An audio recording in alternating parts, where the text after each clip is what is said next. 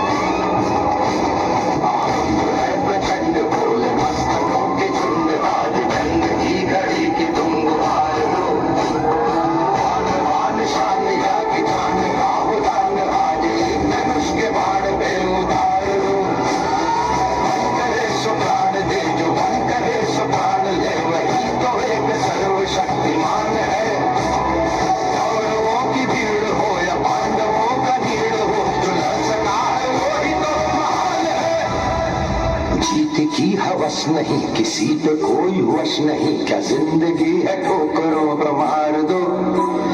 मौत अंत है नहीं तो मौत से भी क्यों डरे, ये जाके आसमान में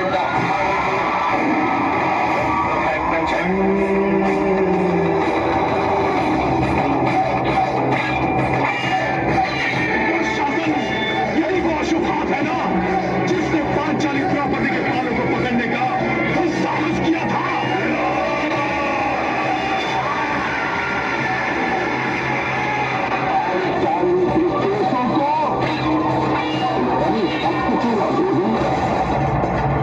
जब जब स्त्री का अनादर हुआ, इतिहास की लिपि बदल गई।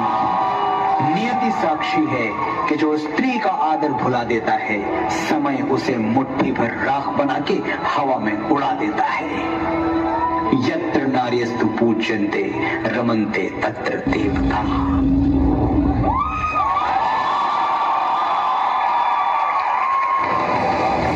प्रचंड बोल मस्तकों के झुंड, आज जंग